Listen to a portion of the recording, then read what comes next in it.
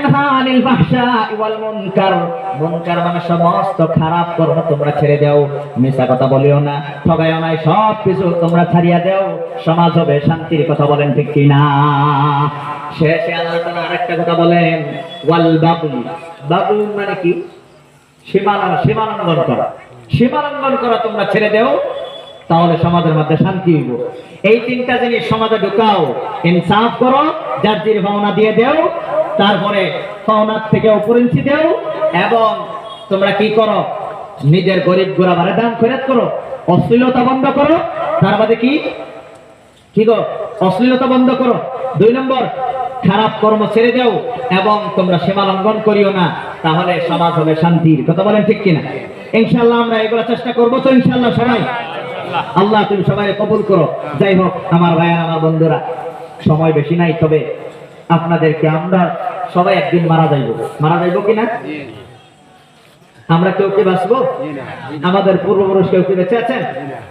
আল্লাহ কোরআনের মধ্যে বলেছেন, কুল্লু নাফসিন যায়িকাতুল মাউত, যাদের জীবন আছে, যাদের আত্মা আছে, যাদের প্রাণ আছে, একদিন না একদিন সেই প্রাণকে, সেই মরণের স্বাদ তারা নিশ্চিতভাবে গ্রহণ করতেই হবে। তবে আমরা যে মারা যাইব আমার ভাইয়েরা, এই দুনিয়ার মধ্যে আমাদের কিছুই থাকবে না।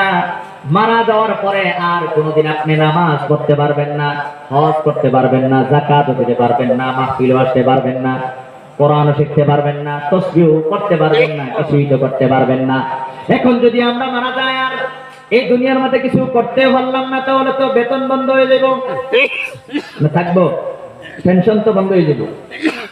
তাহলে এমন কিছু ডিউটি আছে, যে ডিউটি গুলা করলে মরার পরেও তার বেতন, তার পেনশন বন্ধ হয় না। পেনশন কারে কয়? ডিউটি ছাড়া দেই মাল মিলে, এটাই তো পেনশন। কথা বলেন ঠিক কিনা? 3 দল লোক আল্লাহ রাব্বুল আলামিনের কাছ থেকে পেনশন পায়। কয়জন লোক? কথা বলেন, শুনবেন। এই যে একজন যাইতেছে গান তোলা, আমার ভাই যাইতেছেন জ্ঞান,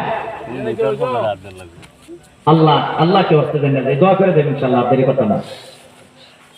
আপনারা রিয়েল যারা, আলহামদুলিল্লাহ অরিজিনাল, আল্লাহ কবুল করো। এখানে কিন্তু আপনারা একা একা না, এক একজন মানুষের আন্ডারে অনেক মানুষ চলে। আমি তো এখানে দেখতেছি যতজন মানুষ ততটুকু একটা ফ্যামিলি আমি ভাবতেছি। এখানে এক বাবা আছে, বাবার আন্ডারে অনেক একটা বড়। এখানে এরকম যোগ্যতা সম্পন্ন মানুষ আছে যাদের আন্ডারে হাজার হাজার মানুষ চলে। কথা বলেন ঠিক কিনা? আমি তো তাদেরকে নিয়ে কথা বলতেছি, আমি একা, আপনারা একা না, আপনারা এখানে অনেক মানুষ আমি ভাবতেছি। দেখেন আপনারা হয়তো মনোযোগ দিতেছেন না, এই যে বাড়ি ঘরে যে মা বোনেরা, তারা কিন্তু কান লাগাইয়া বসে আছে। কথা বলেন ঠিক কিনা? কান লাগাইয়া বসে আছে। যাই হোক আমার ভাইয়েরা, তিন দল লোক রাব্বুল আলামিনের কাছ থেকে পেনশন পায়। আজকে আমাদের শরীফুল ইসলাম কাসিমি সাহেব হুজুরে সুন্দর করে একটা হাদিস আপনাদেরকে শোনাইছে। সেই হাদিসটা ছিল, লা তাজুলু কদম ইবনে আদম ইয়াউমাল কিয়ামা হাত্তা ইউসআলা আন খামসিন, আন উমরিহি ফীমা আফনা, ওয়া আন শাবাবিহি ফীমা আবলা, ওয়া আন মালিহি মিন আইনা ইকতাসাবাহু, ওয়া ফীমা আনফাকা, ওয়া মাযা আমিলা ফীমা আলিমা। রাওয়াহু তিরমিজি ওয়া কামা ক্বালা আলাইহি সালাতু ওয়াস সালাম। কিয়ামতের ময়দানে রাব্বুল আলামিন সমস্ত মানুষ যখন এই কিয়ামতের ময়দানে সমস্ত মানুষ যখন দাঁড়ায় যাইবে, আল্লাহ ওই সময় প্রত্যেকটা বান্দাকে, প্রত্যেকটা মানুষকে, সেই মানুষ আর দুনিয়ার যত মানুষ আছে সব মানুষকে 5টা প্রশ্ন করবে। 5টা প্রশ্নের উত্তর না দেওয়া পর্যন্ত তার 2টা পাও জমিনে চুম্বকের মতো টান দিয়ে ধরবে। তার 5টা প্রশ্নের উত্তর না দেওয়া পর্যন্ত 1 ইঞ্চি আগেও যাইতে দিবে না, পিছনেও যাইতে দিবে না, আমাকে ছাড়বে না। সর্বপ্রথম প্রশ্ন হলো আন উমরিহি ফীমা আফনা, গোটা জীবন কিভাবে তুমি জীবন অতিবাহিত করেছো তার হিসাব দেও। বর্তমান মুসলমানে আজকে যদি আমরা মারা যাই, তাহলে আমরা কি আল্লাহর কাছে কি জবাব দিব? জবাব হয়তো এটাই দিব, আল্লাহ সারাদিন 3 বেলার ভালো করে খাইছিলাম, রাত্রে জনমের মতো ঘুমাইছিলাম, আর সংসার কইরা পোলাপান ফালছিলাম। উত্তর তো এটাই দিব বর্তমান। না এর বেলা কিছু আছে? 3 বেলার ভালো করে খাইছিলাম আল্লাহ, রাত্রে ভালো করে ঘুমাইছিলাম, আর সংসার করে চলছিলাম, এটাই তো করছিলাম। আল্লাহ যদি কই দিন তোমার যদি কয় 1 নম্বর প্রশ্নের উত্তর তুমি দেওয়ার পরে আল্লাহ যদি কয় সারা জীবন খাওয়া দাওয়া করছিলা, এই জন্য তোমার তো আমি মানুষ বানাইছিলাম না, তোমার থেকে বলো তো আরো ভালো করে খাইতে পারতো। কথা বলেন ঠিক কিনা?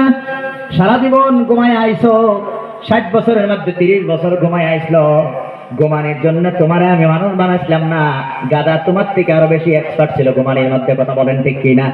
সংসার করে দুনিয়ার থেকে আইসলো, এই জন্য তো তোমার আমি শুধু বানাই নাই।